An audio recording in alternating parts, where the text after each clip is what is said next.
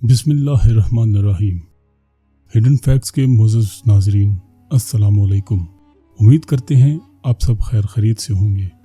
ناظرین، پچھلی ویڈیو میں ہم نے آپ کو آدم علیہ السلام اور حوا سلام اللہ علیہ کی تخلیق اور ابلیس کے ان کو بہکانے کے متعلق بتایا تھا، اور آپ کو بتایا کہ اللہ کی نافرمانی کی وجہ سے اللہ نے حضرت آدم علیہ السلام، حوا سلام اللہ علیہ، ابلیس اور سانپ کو زمین پر اترنے کا حکم دیا تھا۔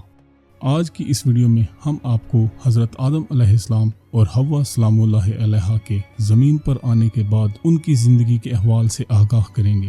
مزید ہم آپ کو حضرت آدم علیہ السلام اور حوا سلام اللہ علیہ کے زمین پر آنے کے بعد رونما ہونے والے واقعات سے بھی آگاہ کریں گے، اور آپ کو یہ بھی بتائیں گے کہ حضرت آدم علیہ السلام اور حوا سلام اللہ علیہ نے زمین پر آنے کے بعد کون کون سی مشکلات کا سامنا کیا۔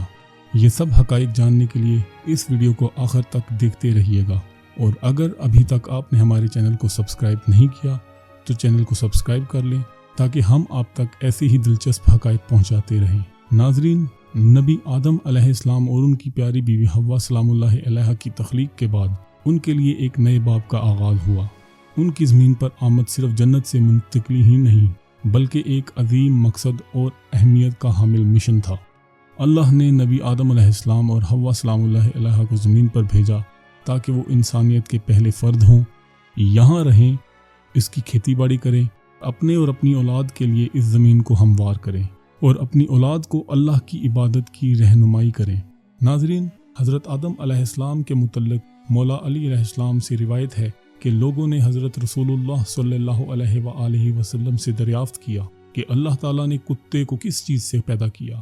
حضرت محمد صلی اللہ علیہ وآلہ وسلم نے فرمایا کہ شیطان کے آب دہن سے۔ لوگوں نے پوچھا کس طرح؟ تو رسول اللہ صلی اللہ علیہ وآلہ وسلم نے فرمایا کہ اللہ تعالیٰ نے جب آدم و حوا کو زمین پر بھیجا، وہ کانپتے ہوئے دو چوزوں کی طرح زمین پر گر پڑے، تو ابلیس ملعون درندوں کے پاس دوڑا جو حضرت آدم علیہ السلام سے پہلے زمین پر موجود تھے، اور کہا کہ دو مرغ آسمان سے گرے پڑے ہیں جن سے بڑے مرغ میں نے نہیں دیکھے، چل کر ان کو کھاؤ۔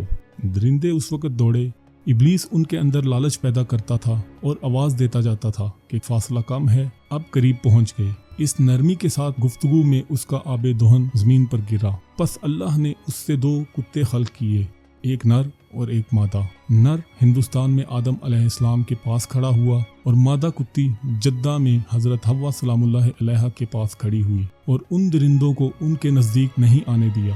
اسی روز سے درندے کتوں کے اور کتے درندوں کے دشمن ہیں۔ ناظرین، اس طرح اللہ تعالیٰ نے آدم علیہ السلام اور حوا سلام اللہ علیہ کی کتوں کے ذریعے درندوں سے حفاظت فرمائی۔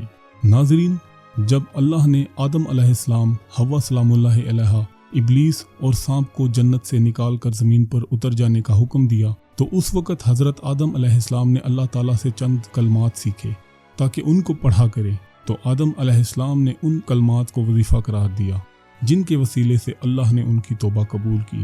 مفسرین کے درمیان اس بات کا اختلاف پایا جاتا ہے کہ وہ کلمات کون سے تھے۔ ناظرین، جہاں بات اختلاف کی آتی ہو تو وہاں ہمیں پیارے نبی حضرت محمد صلی اللہ علیہ وآلہ وسلم اور ان کی اہل بیت علیہم السلام کے دامن کو تھام لینا چاہیے۔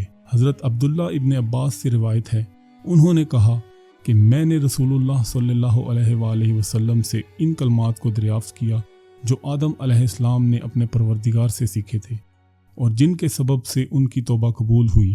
تو نبی کریم صلی اللہ علیہ وآلہ وسلم نے فرمایا کہ وہ کلمات محمد صلی اللہ علیہ وآلہ وسلم، علی، فاطمہ، حسن اور حسین علیہم السلام تھے۔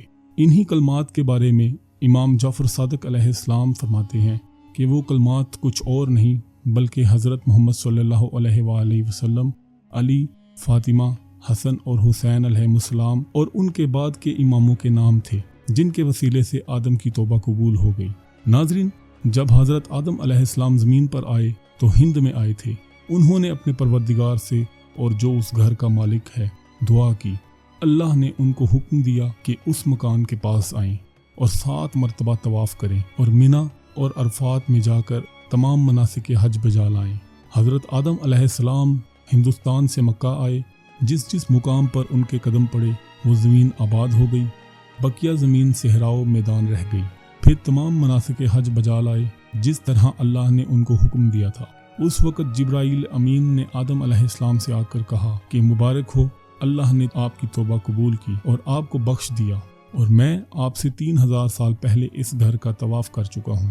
آدم علیہ السلام نے عرض کی کہ پروردگار، مجھ کو اور میری ذریت کو بخش دے۔ تو اللہ تعالیٰ نے فرمایا کہ میں ان میں سے جو مجھ پر اور میرے رسولوں پر ایمان لائے گا اس کو بخش دوں گا۔